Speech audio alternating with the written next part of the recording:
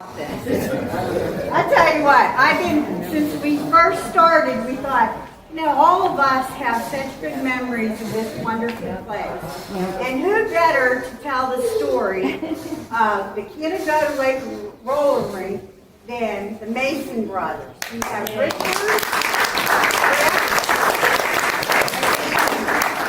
In between them, I'm excited about telling you this. They have 11 grandkids. Oh, wow. Imagine all those little Masons running around. That's a teacher go. Anyway, yeah, everybody's over there. So take it away, guys, and thank you so much for coming and helping us today. Who are the Mason brothers for those of us that don't know? Okay, so we owned the roller rink, well, you'll hear the whole thing. We owned the roller rink from 1961 till Dad started, the Rabatsons, Stephen was my mom's brother. Rabatson started managing the rink. My mom died in 86. Yeah, So we're in the mid-80s, so 61 to mid-80s, and we grew up right here, so a lot of people in sort of this age group know us. You know all the chicks. Yeah, okay. So good. Besides, a couple of people were on board who actually you can see his photo. I was right here, seen it all the time. Bob Crocker showed up. Bob was our floor manager for years. We did with our fish when I was a kid.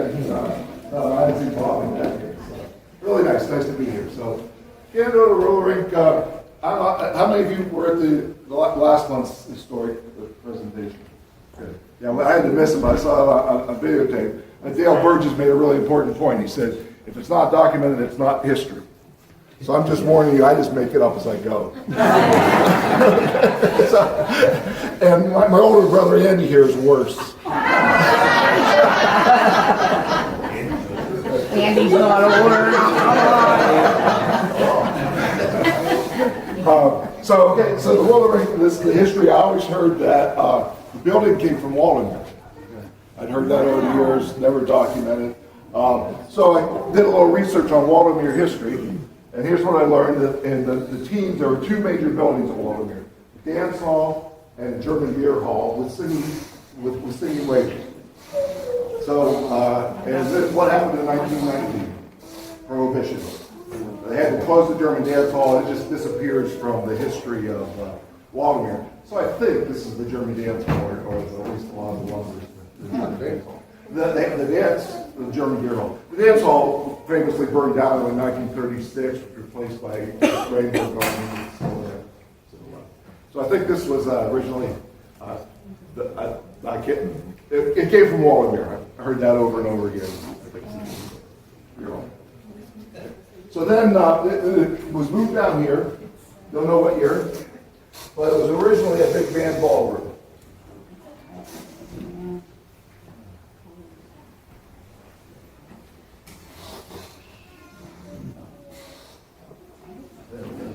There's a little history of Walden. So, Prohibition came in 1999. They closed down the opera room. I don't know what years it was a ballroom. I was pretty much placed in the roaring 20s, because there's a lot of money. There's a lot of money in Titusville, lumber money in Union City. But we have some tickets we found, and they're from the mid-30s. So, yeah, so it was obviously still operating as a big band dance hall in the 1930s.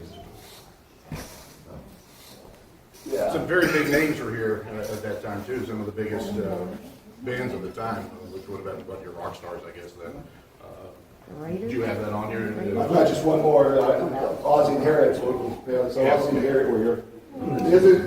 The interesting thing about this one is that you see Ozzy Nelson and Harriet Hilliard. So I did learn a little research. Saw that Harriet joined the band as the lead singer in 1933. So this must have been 33, 34. Was married, and I think they married at 34. I think Ricky was born in 35, something like that. But so this was before they married, and so still was in the 1933.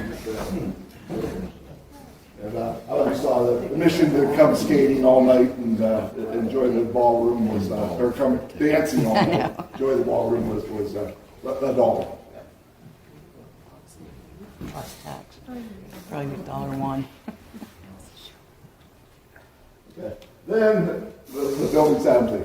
the dark period. The building sat empty for a number of years, and it was purchased by E.P. Lee, Mark Crescent's founder. Someone in the future will talk about Mark Crescent. That's pretty much a different story.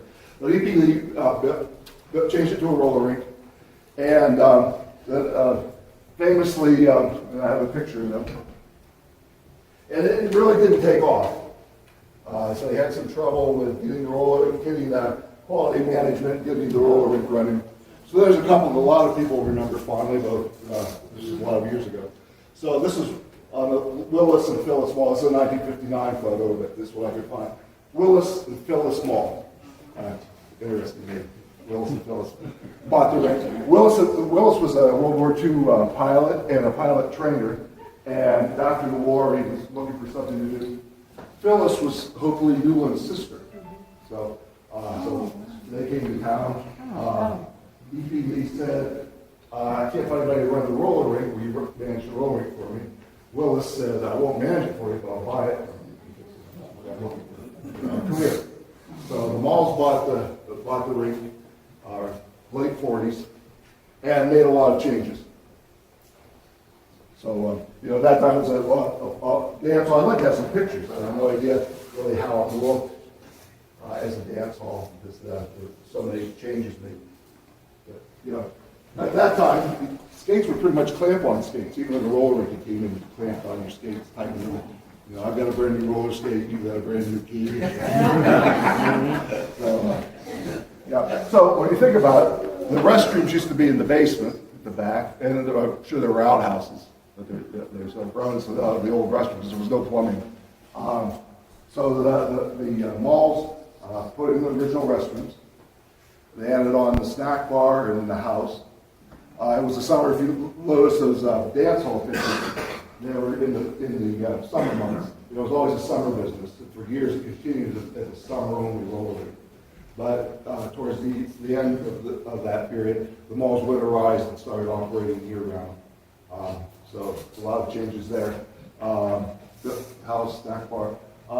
So late in the 50s, Ralph Nagel, local carpenter, pretty well known, his wife was well known, worked at his former wife, worked at the park for years, lived just over a Circuit Drive, a couple blocks across that way. So Ralph was a local home builder, local carpenter. So he'd done the snack bar, he'd done the house, and he spent a whole winter one year putting this floor down, this hard maple floor. So there's the old dance floor here. And Ralph put this floor down, so it took him all winter. He told me one time he used a ton of nails.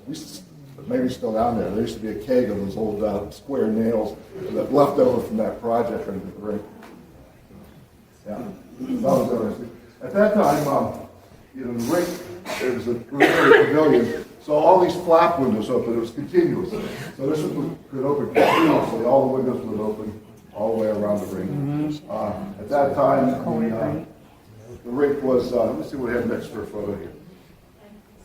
That time the rink was sided with that sort of tar paper. That was that. So the malls put the whole front on, redid all the front, put in sort of the counter there where Tom was standing. That counter came later. And the outside of the rink was that brick-look tar paper. Everything was covered with it looked like red brick, and just the tar paper covered. So in the mid-'60s, we put the steel siding on. It's on there now, so the turquoise siding. And when we did that, we decided we didn't really need to open every window, so we set it up so every other window opened. And then for years and years, whenever we operated the rink, we'd open. I remember when I was finally big enough to open them. It's not an easy task. but every morning we'd open all the windows. Every night we'd shut down all the windows. There's no air conditioning here, and it gave you a nice breeze. See, we got this nice big fan in the back. That's a great idea. Yeah, we had that big fan. And the fan, yeah. The cool air up from. Oh, we used to sit on top of it. There Yeah, was so we're up from the basement. Yeah, so. And there used to be another exhaust fan here. So they had a big fan that blew cool air here and a hot one that blew hot air out behind the counter. So that's what the roller rink looked at that time. And it looked like that for, if that was, say, 55, it looked like that for early 70s. And you jump in if you have anything you want to add at any You're point. doing well. I'm just the pretty face, you're the boy. I'm just mentioning that the Melody Lane was right out front. So there used to be, it was a teenage dance hall. In the early days it was called the Barn. I couldn't find any Melody Lane photo, but it was actually painted red. The way I remember it was red, sort of redwood color. Kind of burned down in 63, 64 or something like that. I remember the night it burned. And it's late last year, so this was right out here. Here's some pictures of the interior. There's still a sidewalk out there, if you're going out the left side of the It's driveway. just a sort of finished barn, jukebox. And one of the main reasons I wanted, and they come up every weekend and stay at the Haggerty's Cottage that's there inside. My dad grew up in Warren County in Spring Creek. He just returned from Korea. So he returned from Korea, came roller skating, met my mother roller skating here. Nice. And a year later they were married, and 2 years later I was born. Hey. And our sister Melissa, Mason all the way through. Snuck in. You're early, miss.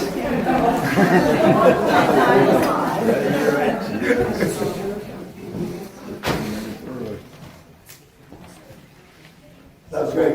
Joanne Haggerty actually put that on the Canadohta, the former owners of the cottage, put that on the lake site. Knew the Haggertys, you probably don't remember anything about it. They sold their place in 63, 64, or something like that. But they come in the summer and always stop there. So it's very close friends to my mom's family. There's some roller skaters from back in the day, some photos we found. I don't think people dress like that anymore. I had a skating skirt. I was going to say, Becky, Lesneski Dawson. Fawcett? Dawson. Oh, Dawson. Yeah, we know some Dawson in the city. Yeah.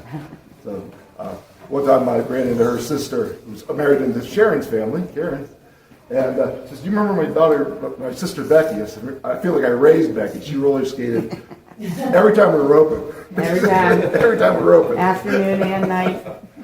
She was here roller skating all summer.